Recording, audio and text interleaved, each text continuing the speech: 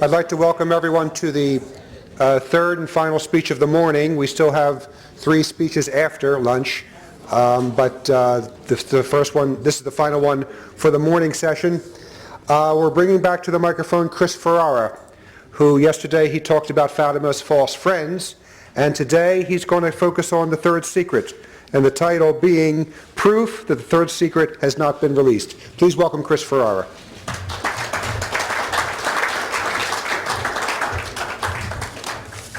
Thank you, John. I have made a commitment to the translators to speak more slowly. And I told them that we have 2 problems. I'm an American and I'm an attorney. And attorneys learn quickly that you have to say as much as possible in as little time as possible until it's your turn to sit down. So I'm sorry about that. So what I'm going to do today is try to use a written text and confine myself as much as possible to the underlined portions of the written text, which are in the translation booth back there. So there may be less spontaneity today. But I'll do the best I can to keep it interesting for you. Now, I want to begin with a point I neglected to mention yesterday when we were discussing the false friends of Fatima, and in particular, the world apostolate of Fatima. It's one of the more telling points, but in my haste to finish, I omitted it. Let me cover it today before I begin the main talk. When Pope Benedict went to Fatima, he spoke about a cycle of death and terror in the world. And he said that this cycle of death and terror was crying out to heaven for retribution. And yesterday I discussed this EWTN tete-a-tete between Mr. LaCourte, the executive director of the American branch of the World Apostolate of Fatima, and Father Apostoli, about their presentation of what I call Fatima Light. And they were confronted with this issue of where is peace in the world when we have our own Pope speaking of a cycle of death and terror, crying out to heaven for vengeance 24 years after Russia was supposedly consecrated to the Immaculate Heart of Mary. Where is peace? At one point, Mr. LaCourte said that, well, according to Monsignor Guerra, the former rector of the Fatima Shrine, we're living through the period of peace. And I note the irony that Monsignor Guerra's name means war. But that's a ludicrous contention, and they know it. So they came up with an alternative explanation. And this is a demonstration of how far these people are willing to go to maintain the party line. They will say anything to preserve it from refutation by reality. So, looking at this cycle of death and terror in the world, here's what Mr. LaCourte said. He said that the faithful aren't doing their part. Oh, the Pope has done his part. Consecration is accomplished. The third secret has been revealed. But we're not doing our part. And you remember yesterday, our part is to pray and do penance. It's all on us now. We have to pray and do penance. And he said, and I'm quoting, we're not doing our part, so we're slipping back again. And we can fall right into that problem we had in the past, and nations are again on the precipice of perhaps being annihilated if we don't wake up. Now, isn't that marvelous how they've covered their bases? First they tell us we've avoided the annihilation of nations because Russia was consecrated and we had a period of peace. But that obviously isn't true. So he's saying that basically we're slipping back into the same scenario again, and nations could now be annihilated. So if that does happen, They've covered themselves. So basically, the version of Fatima that they're giving us is a very rubbery thing. They bend and twist it any way they wish to make it comply with the party line. And they're making it up as they go along. And that's a good example of how far they're willing to go to do that. Now today the focus is on the third secret of Fatima. And I've written a book on this, and there are lists of pieces of evidence that will show you why there must be a missing text that would explain the ambiguity of the vision. Today I want to focus precisely on the ambiguity of the vision as a primary indication of why there must be a missing text, because the vision is ambiguous. In the official Vatican booklet published back in 2000, Cardinal Ratzinger described the vision of the Pope on the hill, the bishop dressed in white, being executed, as difficile da decifrare, difficult to decipher. Now that is curious, because Our Lady did not come to earth to give us a cipher. That would require a secret decoder ring in order for us to understand it, which decoder ring would be provided by the Vatican Secretary of State. That's not what she came to do. So the mere fact that we have something difficult to decipher indicates that we have a problem concerning the Vatican's disclosure back in 2000. Now this is curious for another reason. If, as the official interpretation maintains, the vision of the Pope on the hill being executed outside a city filled with cadavers is merely a kind of graphic depiction of events of the 20th century, as Cardinal Sodano maintained and as Cardinal Bertone maintained until he began backing away from that position recently. If it's just the film of 20th century events transpiring and many different popes are compressed into one pope, as they claim, and we see the sufferings of all these popes in the 20th century, then why would it be difficult to decipher? Why would they not have simply declared back in 2000 that here we have a visual depiction of the second secret of Fatima, the second part of the Great Secret, which foretells the end of World War I, beginning of World War II, the spread of Russia's errors, the sufferings of the Church on account of world communism and the evils that world communism spawned. Why wouldn't they simply have said, well, this is all perfectly clear. Here we have it, visually depicted, the second part of the secret. They didn't do that because they know the vision pertains to a third part, which is not a part concerning 20th century events. That's why they say it's difficult to decipher. If it were simply a depiction of 20th century events, we would have our answer about what it means. We would still need Our Lady to confirm that.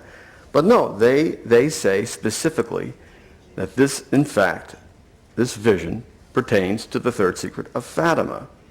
And in fact, during a press conference, Cardinal Bertone was pressed on whether he thinks the vision pertains to the second part of the secret or the third part of the secret.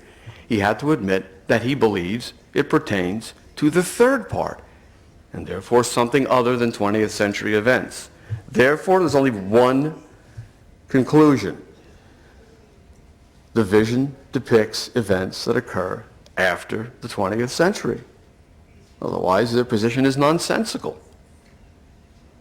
Now, if the vision predicts literal events, things that really do happen in the future, then the Vatican's position regarding the official interpretation collapses for that reason alone, because these literal events are not 20th century events.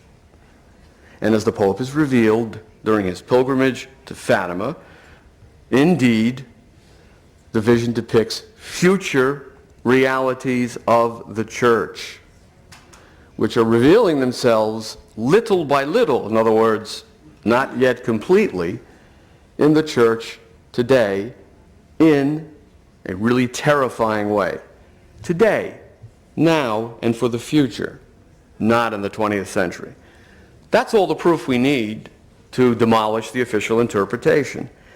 And in fact, in a radio broadcast, it was either the day before or the day of the beatification of John Paul II, Cardinal Bertone stated that the third secret of Fatima is compiuto in parte, fulfilled in part.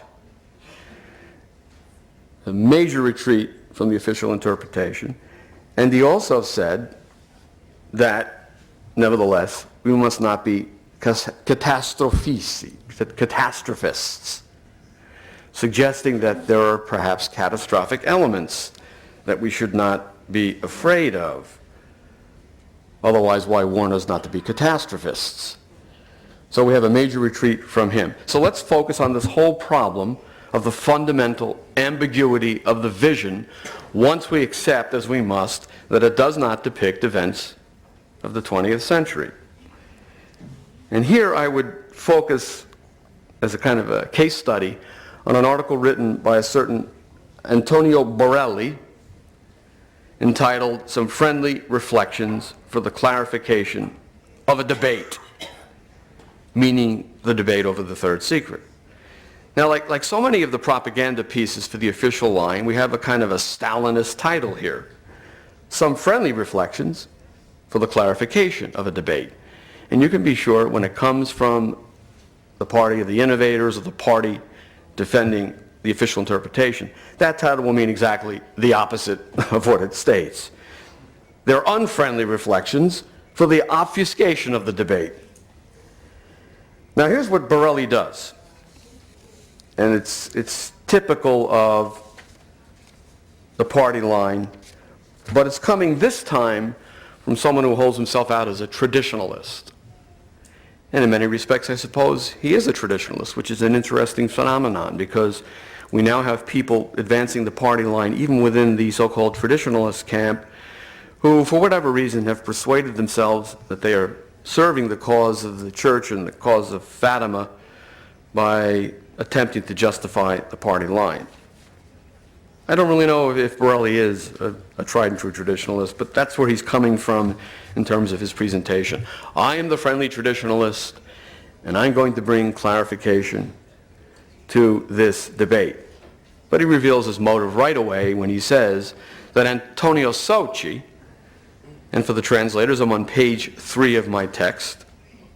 Look at the underlined portion. When he says that Antonio Socci is irrationally absorbed by the idea that there are two texts.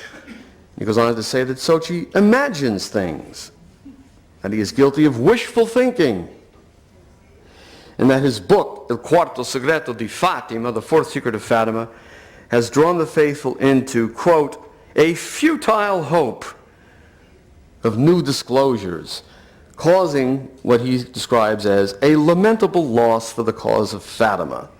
Well, the shoe has dropped already. This is not a collection of friendly reflections. He's out to defend the party line by suggesting that Socci is irrational. But there's nobody more rational than Antonio Socci in this entire controversy, because this is a man who thought that we were irrational and began to study the evidence and reached the conclusion that we were completely rational and that the party line is irrational. When someone who begins as an adversary completely converts and becomes a friend of your position, that's powerful evidence that there's merit to our position. He had no motive to change his mind. His only motive was to destroy our position. He ended up adopting it. I suggest that Mr. Borelli is irrational. Now, he says that some people, and speaking of Borelli, in the traditionalist ranks have accepted, and I'm quoting, the revelation of the third part of the secret by the Holy See on June 26, 2000, with a submissive spirit, without, however, penetrating in general its very rich and profound meaning. Those are the good traditionalists. But then he goes on to say that others, disappointed at the content which they consider innocuous, refuse to accept the idea that the third secret has been published in its entirety. Well, there you have it. You have the good traditionalists who are submissive, and the bad traditionalists who are still looking for some missing part of the secret. Submissive to what? Submissive to what I discussed yesterday, the false appearance of authority being exercised in this manner by people who have no authority. The Secretary of State and the various approved organizations who have no right whatsoever to bind us to their position on the matter.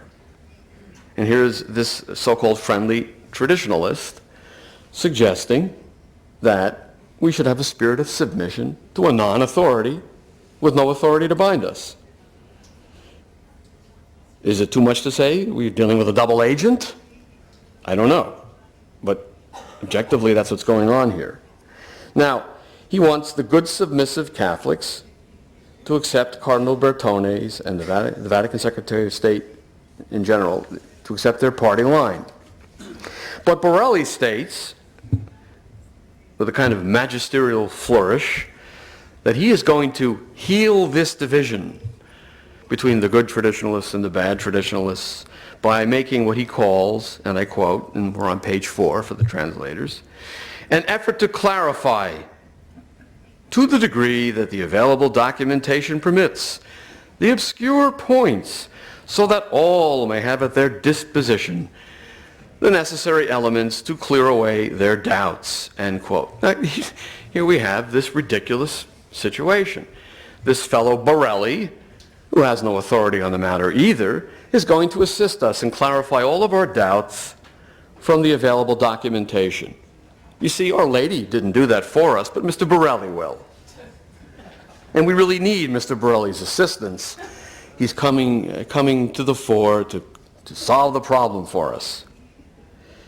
And he's going to do that by attacking Sochi, the one man in the other camp among few who was honest enough to go with the evidence led to our side, which is based on the evidence. Now, he demolishes, or he purports to demolish, Sochi by creating a phony characterization of his argument. He sets up a syllogism, which he attributes to all of us. And his syllogism is basically this. And we're toward the bottom of the 4th page of the text.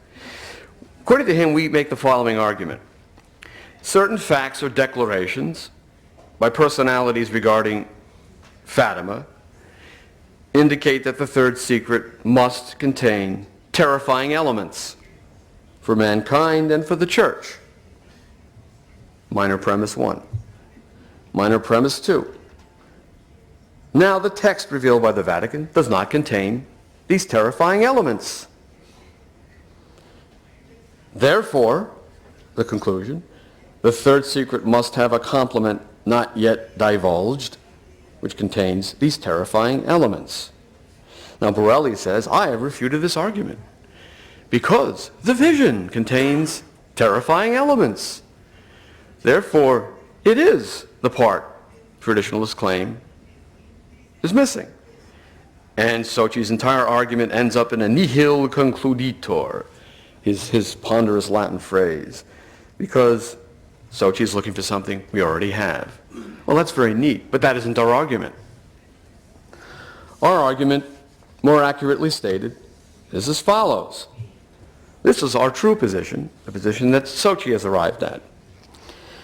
Certain facts or declarations by personalities regarding Fatima, such as Cardinal Ratzinger, and I'm on page 5, by the way, Cardinal Ratzinger, Cardinal Ottaviani, Cardinal Odi, Father Alonso, Father Schweigel, John Paul II, and Sister Lucia herself, indicate that the third secret relates to an unprecedented crisis of faith and discipline in the church, amounting to widespread apostasy, as well as a material punishment of the whole world. Minor premise 1. Minor premise 2. Now, the text revealed by the Vatican does appear to depict some kind of post-apocalyptic scenario, but no explanation by the Virgin, the very messenger of God, concerning how and when the scene of death, devastation, and the papal demise will come about, or how it relates to a coming crisis in the Church disclosed by those who have read the third secret. Further, minor premise number 2, Cardinal Sodano, Cardinal Bertone, and other Vatican personages insist that the vision depicts nothing more than 20th century events culminating in the failed attempt on the life of John Paul II in 1981. An interpretation that has caused skepticism among the faithful, confusion, and disunity. As Mr. Borelli himself notes, there's disunity over the meaning of this vision, which Our Lady of Fatima could not possibly have intended when she delivered her message to the Church and the world. The conclusion, therefore, the third secret must have a complement, not yet revealed, which contains the explanation of Our Lady of Fatima herself, for only her words can establish once and for all the full meaning and precise significance and historical context of the vision. That's the argument truly stated. Of course, the vision tells us something about what's going to happen, but not nearly enough, because it isn't explained. It isn't enough to say, well, it depicts some terrifying events, therefore there's nothing more to say. No, those events have to be explained. That is our argument fairly stated. Now, Borelli proceeds immediately to contradict himself. He suggests that Sochi has failed to recognize the terrifying events in the vision. Therefore, Sochi has failed to recognize that we already have what he is looking for. But then a few pages later, he says that Sochi does recognize the terrifying events in the vision. He says that Sochi recognizes them and therefore understands the meaning of the vision. And according to Borelli, the meaning of the vision is this. Now then, he writes, the meaning of the vision is precisely that. A great chastisement that looms over humanity and the Church. Then he goes on to give us his interpretation of the chastisement, and it involves a total destruction,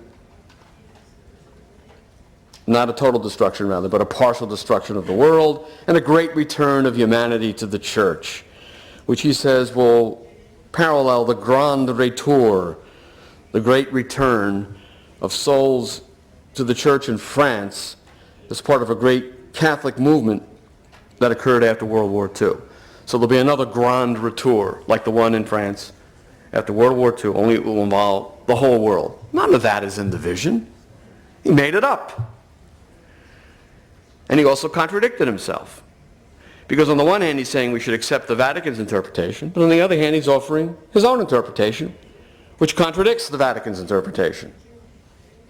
And it's nothing more than his opinion, not a single word of which is supported by words of the Virgin Mary.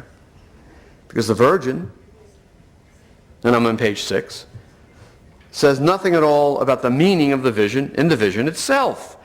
Borelli is literally putting his words into the Virgin's mouth in an attempt to supply explanatory content that is clearly missing. Now, since, according to Borelli, we know the meaning of the vision in some general way, because he's just explained it to us, Sochi's entire thesis collapses. That's his position. But he's using the phrase meaning of the vision in an equivocal way to signify a general understanding, some idea of what it depicts, the nucleus of the matter. But he hasn't answered these questions, which only the Virgin Mary could answer. Who is the bishop dressed in white that is being executed? Is it really the Pope? And if so, which Pope? Who are the executioners? And on whose orders did they carry out the execution? What city is in half in ruins? Is it Rome, or is it perhaps a Portuguese city? Given that the Pope is executed on a hill before a wooden cross, apparently made from cork oak, the bark of a cork oak tree is visible on this cross. And the cork oak tree happens to be widely cultivated in Portugal. Is it just one city that is in ruins, or is it the whole world? Who is the angel whose beams of destruction radiate toward the earth? And what event, or events in particular, have provoked this expression of divine wrath? Does the Virgin succeed in repelling the rays of destruction that we see in the vision? Or do they ultimately reach their destination at some point, producing the scene of devastation that we see in the vision? The rays are repelled, but we also see devastation. Is it too little too late? Is there only a partial salvation of the world? Is the damage mitigated? Are some nations annihilated, as she predicts in the second part of The Secret? We don't know. Does the vision depict the aftermath of a world war or other global calamity? What is the precise nature of the catastrophe that ends with the half-ruined city, filled with bodies, and the execution of the Pope, and then the execution of innumerable members of the hierarchy and the laity? When will the events that precede and culminate in the vision take place, bearing in mind that Our Lady of Fatima was quite specific about when the events predicted in the first two parts of The Secret, the Great Secret, would occur? She even specified that World War II would commence, quote, when you see a night illumined by an unknown light. Now, if she is going to give us that kind of a clue, that kind of a clear indication of when World War II will begin, are we supposed to believe that she said nothing about when we can expect the apocalyptic events in the vision to occur? Nothing at all? No warning? Something even worse than World War II, we're given no clue as to when it will commence. Something so terrible that Sister Lucia could not even commit it to paper, even though she had already committed to paper a coming annihilation of nations.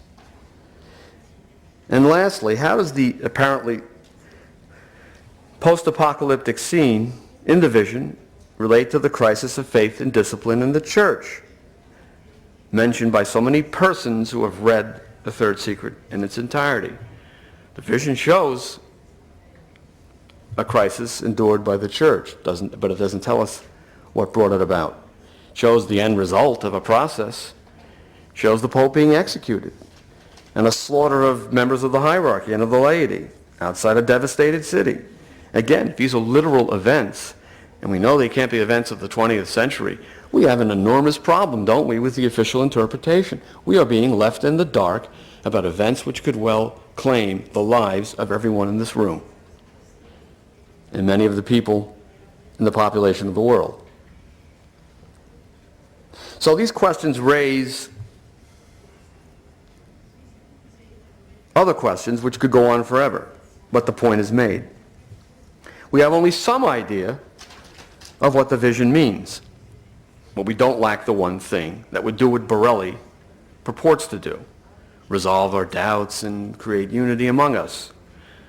That one thing would be the Virgin Mary's own explanation, without which we have no idea of exactly what the vision signifies, which is precisely why Cardinal Ratzinger says it is difficult to decipher. Does anyone here on the internet, in the Catholic world at large, really believe that Our Lady left us a dire warning about future events that is difficult to decipher, and that we need Cardinal Sodano and Cardinal Bertone to tell us what it means? Does anyone really believe that? Of course not. Now, an enormous problem for Borelli in giving us what he considers to be his perfectly clear explanation of the vision is that it completely contradicts Cardinal Ratzinger's contention at the time of publication of the vision in 2000 that the vision is not easy to decipher and that we need Cardinal Sodano to help us out. So he himself is in dissent from the official interpretation. At the same time, he's chiding traditionalists for not accepting it in a spirit of submission. Make up your mind, Mr. Borelli. Now, even as he tries to refute Sochi by giving us his explanation of the vision, he implicitly rejects the Vatican's official line. And yet, in an earlier book by Mr. Borelli, called, let me get the title, Fatima, Past or Future, he simply accepts the official interpretation without offering us his gloss on it about the grand retour and the partial devastation of the world. He accepts, for example, the idea that the angel with the flaming sword is really man devising nuclear weapons and bringing about his own destruction. And also in that earlier work, he argues that he's free to offer his commentary on what he thinks the vision means. Well, so are we. So what is Mr. Borelli's problem in the first place? He's like a swinging door, a revolving door. He doesn't know which position to adopt. So all told, when you go through the friendly reflections and you compare it with Mr. Borelli's previous work, you have an excellent example of the utter confusion in which the official version leaves us. Because according to Borelli, there are 8 possible ways to interpret the vision of the bishop in white. Number 1, the vision is perfectly clear if we accept Borelli's explanation. It's a future chastisement. There'll be a great return of the faithful like in France. Or, number 2, it's difficult to decipher, so we should look at the official version and maybe consider that that's accurate. Or number 3, the vision is about the future destruction of much of the world by an actual avenging angel. Or number 4, the vision is really about man threatening to destroy himself with nuclear weapons. Or number 5, the vision depicts a pope being executed by soldiers outside a half-ruined city. Or number 6, it merely depicts the persecution of the church in the past, in the 20th century, and not one pope but all the popes of the 20th century. Or number 7, all of the above. Or number 8, some of the above. You can mix and match. You can say that it has no definite prophecy about the future, but only a tableau of past events. Or you can say that it is the prophecy of a supreme chastisement in which the world is partially destroyed. Or you can combine some of them and say it's both. Past events, future events, whatever you like. It's a smorgasbord. And this, we are supposed to believe, is the position in which Our Lady of Fatima has left us. Now, in the fourth secret, Antonio Sochi asks the question that Borelli's own confusion presents to us. And this is the question which in and of itself exposes the official version as simply, sorry to be so blunt about this, a fraud. He asks this question: is it possible that Our Lady would appear in such a spectacular manner at Fatima to give us a message/warning that is so important, yet, however, remains incomprehensible, confusing, or susceptible of different and contrary interpretations? That's the question. There's only one answer. Absolutely not. The answer is a resounding no, and Mr. Borelli's own confused attempt to demonstrate that the vision is perfectly clear, with the assistance of Mr. Borelli, proves that something has to be missing, and that would be the explanatory words of the Virgin herself, which the Vatican has decided to withhold for whatever reason. It is precisely because we lack those precious words that the vision, standing alone, is not easy to decipher, and in fact is impossible to decipher with any degree of certitude. Now, there are other proofs concerning the message of Fatima. I'm going to go through them very quickly, just to let you know that Borelli has missed a few points. But I want to address one obvious objection to what I've just said today. Am I accusing Cardinal Bertone of a deliberate fraud on the church? Well, I covered this in the book and elsewhere. And it's not for me to say that he is intending deliberately to defraud us. I think the explanation Sochi gives is the most palatable one. They know there is a text. They've read the text. Text is terrifying, apocalyptic, probably a condemnation of the entire course the church has taken over the past 40 to 50 years. But they have persuaded themselves, maybe subjectively they actually believe this, that this text is not authentic, that somehow it is, as the Vatican's official booklet says, annotations by Sister Lucia concerning the phrase in the fourth memoir in Portugal, the dogma of the faith will always be preserved, etc. Now, that phrase in the fourth memoir is not an annotation by Sister Lucia. It is a direct quotation of the Blessed Virgin that appears between quotation marks, meaning that she recorded these words of the Blessed Virgin and left the etc. to indicate the remainder of her statement. Now, if the Vatican is going to call a direct quotation of the Virgin annotations by Lucia, then it would follow that if there is a text which contains what is embraced within the etc., they would have reduced that text to annotations as well. And they would have deemed it to be something personal to Lucia, some comment she made on the vision, and therefore not authentically a part of the vision. And they would have persuaded themselves that this devastating text, which clearly indicates a double chastisement of the church and the world, is just not authentic. And it would cause panic among the faithful. And it would discredit the Vatican and the entire course of the post-conciliar reform of the church. It just can't be true. And we just can't let the faithful read this. It will scandalize them and destroy faith in the magisterium. Maybe that's what they persuaded themselves of. But as Sochi says, reveal everything. The truth will set you free. If you think it's inauthentic, reveal it to us and tell us why you think it's inauthentic. Don't speak of an authentic text that you revealed in 2000, as they're now saying. Clearly suggesting, as Sochi has noted, that there's an inauthentic text lurking around somewhere. And that's why Sochi appeared at the auditorium during the telecast in September of 2007 when Bertone made a second attempt to salvage the official version of events by presenting his book again, which had already been presented. That was the pretext for this televised appearance. So she appeared at the auditorium. He stood by the entrance and waited for Cardinal Bertone to appear, so he could ask him one single question. The question he has never answered and refuses to answer. And the question would have been this.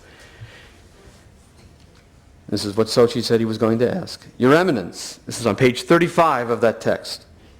Your Eminence, are you ready to swear on the gospel that the famous phrase of the Madonna, contained in the third secret of Fatima, noted by the Vatican in 2000, remember it was reduced to annotations, in Portugal the dogma of the faith will always be preserved, etc., is not followed by anything else?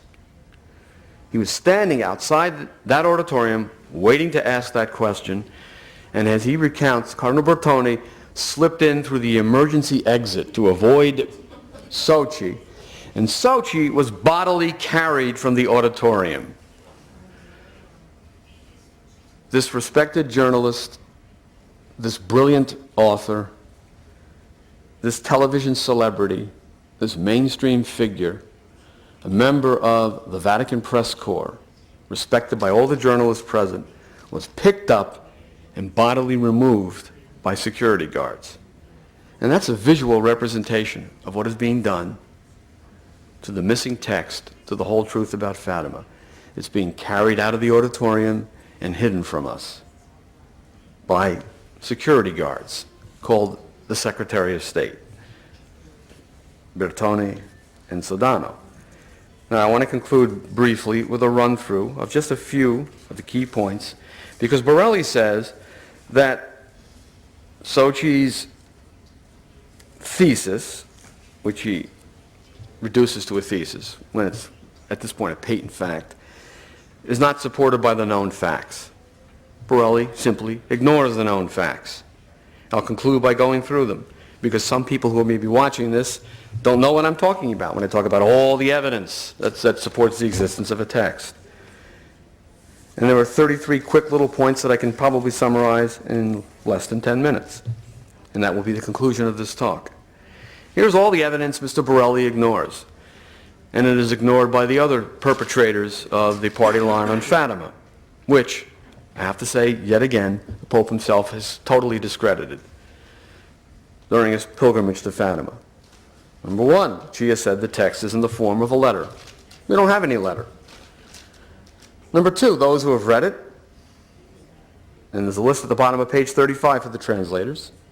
Number two, those who have read it have revealed that it speaks of a coming state of apostasy. The vision doesn't say anything about apostasy. The Pope did at Fatima in 2010.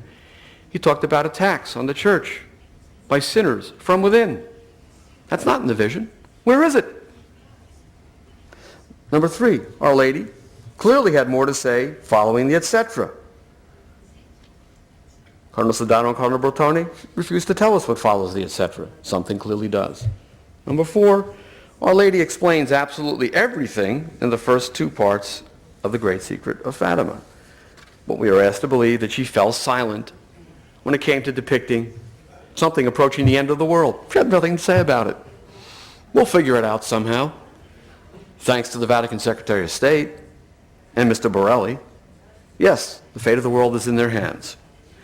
Number five, Father Schweigel, on his mission to interrogate Sister Lucia, sent there by Pius XII, told us the secret has two parts.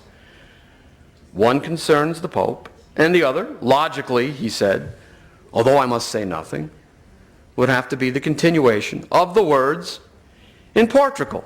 Dogma of the faith will always be preserved. Number six, the Vatican press release in 1960 spoke of a letter and the words, which Our Lady confided as a secret. The words, something she said. Number seven, Cardinal Ottaviani read a text of the secret consisting of 25 lines. Cardinal Bertone admitted this. That Ottaviani spoke categoricamente, said Bertone on television, of a text of 25 lines. We don't have that text. Number eight, Bertone admitted, as I said, that the testimony was categorical. And number nine, we know a text of the secret was kept in the papal apartment during at least three pontificates. Pius XII, John the 23rd, Paul the 6th. They all have this text in the papal apartments. Where is it? It's in the Capovilla envelope, which Archbishop Capovilla admitted contained a text and was kept in the papal apartments. Where's the Capovilla envelope? We've never seen it. Number 10, John the 23rd read a text of the secret that was so difficult in Portuguese he had to have a translator. And yet other accounts say that he read another text that he didn't require a translator for. Two different texts. Where's the other one? Number 11, there are no difficult Portuguese expressions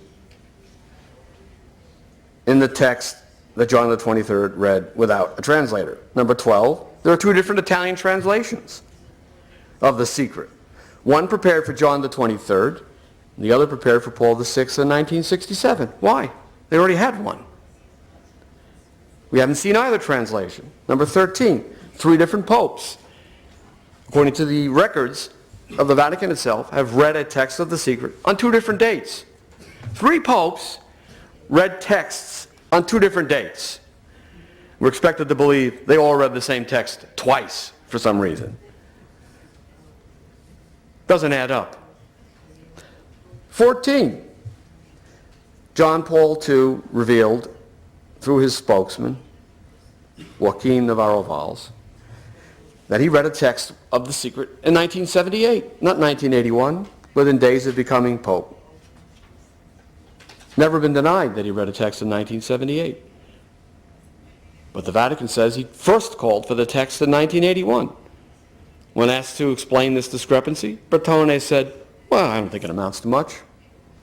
Did he ask Navarro Valls to deny his report that John Paul II read a text in 1978? It would have been easy to ask him that. And Navarro-Valls would have denied it if it weren't true. Why didn't they ask it? Because it is true.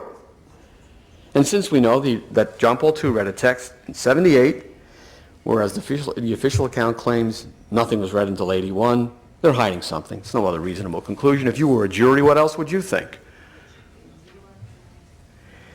Number 15, Archbishop Capovilla said that he created this Capovilla envelope.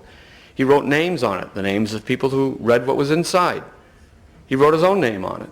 He wrote the dictation of John the 23rd, who basically said, I'm not going to judge this, I'll let my successors do it. The envelope exists. They never produced it. Therefore, they're hiding something. Number 16, Paul VI read a text of the secret, opened the Capovilla envelope in 1963, according to Capovilla himself. And then he sealed the envelope up again in 1963, according to Capovilla himself. No one denies this. But then the official account says, for some reason, you got the envelope again, the same envelope we're told, and you reopened it in 1965 and read it again and resealed it again. Sure, that's the way it happened. He read the same text twice for some particular reason, but the official account never mentioned that until we, through our efforts, Father Gruner through his efforts, and the efforts of Soledeo Paolini, produced testimony about the second envelope. All of a sudden, confronted with the second envelope, we're now told that, oh, it was the same envelope all along. He just took that one, sealed it, and then 2 years later decided to unseal it and read it again. Yes, it was the same text. That's not credible. When asked by Paolini in 2006 whether there were two different envelopes and two different texts, which is obvious, now it really can't be denied, Capovilla said, per l'appunto, which means in Italian, exactly right, or exactly so. Capovilla, number 18, has never retracted that statement. Number 19, Bertone has not even asked Capovilla to retract that statement in particular. He's had him say many other things, but he's danced around that particular statement to that particular person on that particular day, when that is the very heart of the matter. You simply ask Capovilla, did you say that to Soledeo Paolini? Did you say per l'appunto? Yes or no? Bertone has access to Capovilla and never posed that question. Number 20, Bertone, having admitted through Capovilla, who appeared on his TV show, that there is a Capovilla envelope, refuses to produce it. He won't show that envelope to the world. Why? Something in there is being hidden. There's no other reasonable conclusion. Number 21, he goes on television in 2000, or rather 2007, and reveals not one, but two sealed, identical envelopes pertaining to the third secret of Fatima, having told us all along that there was one envelope, having had Sister Lucia authenticate one envelope, according to the official account. Yes, this is my envelope. Now all of a sudden it's envelopes, plural, and they both have an identical warning not to be opened until 1960, which warning Bertone had told us for 7 years does not exist. And then he revealed on Porta a Porta, number 22, a third envelope, unsealed and addressed to Bishop da Silva by Sister Lucia. So then we have two inner envelopes sealed. We have Sister Lucia's outer envelope, unsealed. And then we have the big envelope of the Bishop of Fatima. So we have two outer envelopes and two inner envelopes. Two outer envelopes that are not sealed. Two inner envelopes that are sealed. Well, what does that mean? Outer, inner, outer, inner. Two ensembles of envelopes, outer and inner, two documents, two texts pertaining to the third secret of Fatima. Or are we to believe that one text was placed inside a nested assemblage of 4 different envelopes? Ridiculous. And again, the Capovilla envelope has never been produced. They refuse to produce it. Number 23, we know that when Bishop Venanzio held up the outer envelope that he had to a bright light, he saw inside an envelope, and he measured the exact dimensions of that envelope, and guess what? As Antonio Socci noted, the measurements of that envelope do not correspond to the measurements of the envelope displayed by Cardinal Bertone on television. And the measurements, number 24, of the envelope and the sheet of paper taken by Bishop Venancio, not just the envelope, but the paper, are different from the measurements of the envelope and the paper containing the published vision of 2000. Yet another discrepancy. Number 25, Bertone revealed only weeks before he appeared on television in his book, Last Visionary of Fatima, that in April 2000, Sister Lucia authenticated sheets. The Italian word is fogli. A folio in Italian is a sheet of paper. More than one sheet, fogli. She authenticated sheets of paper in 2000.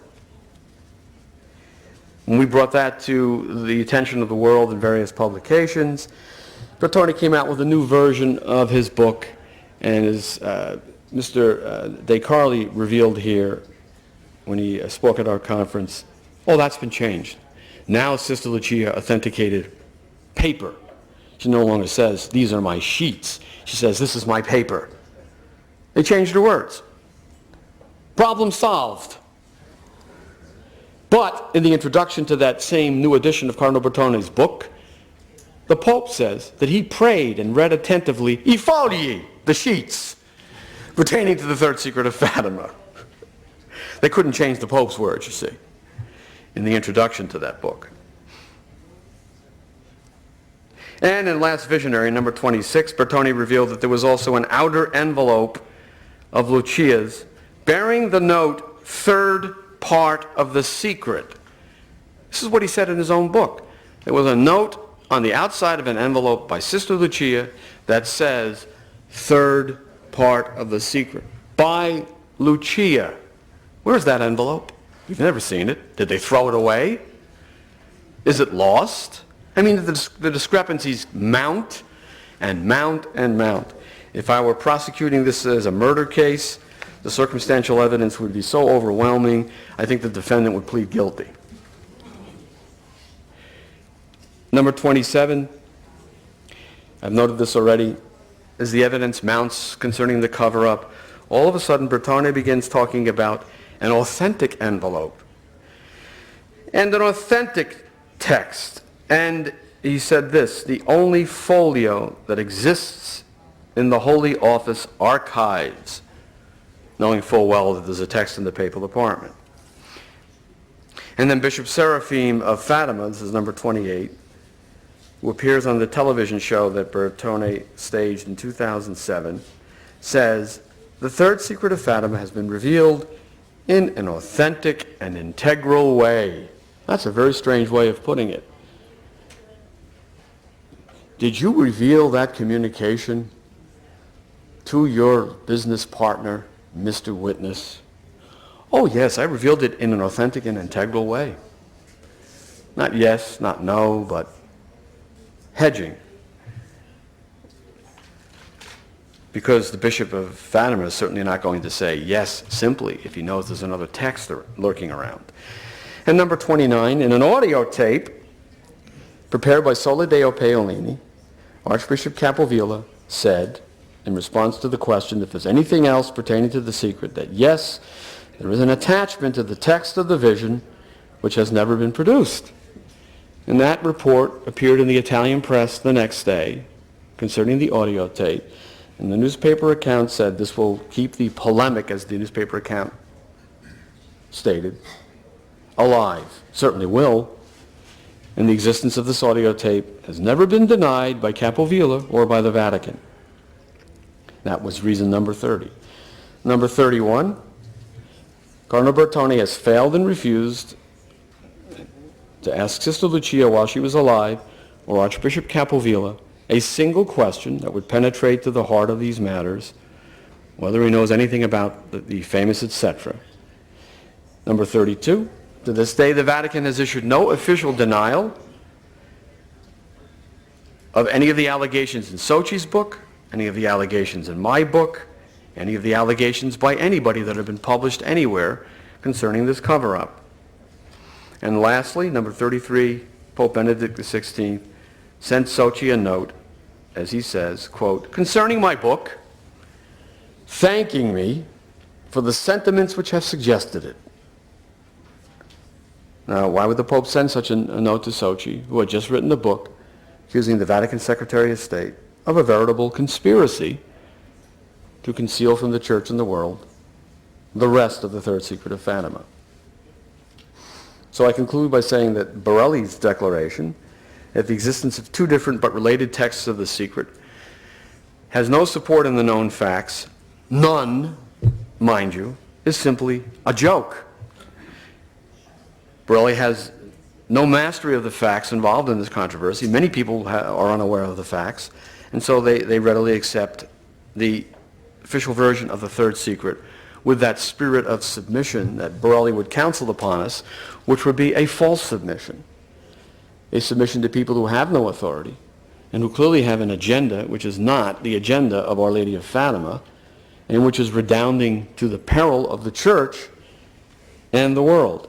So let me end by saying that this conference and other events like it represent a true service of the Church, a true service to she whose message was meant for the good of humanity and for the good of the entire Church, for the salvation of souls, for the protection of not only the Church but the world from a calamity. The official version of the first of the third secret of Fatima has blinded us to. And it is our duty as Catholics to see to it that the truth continues to be proclaimed at every possible opportunity, so that this change in the Fatima landscape we've witnessed over the past few years will finally ripen into a full disclosure of the third secret and that triumph of the Immaculate Heart which we all await. Thank you.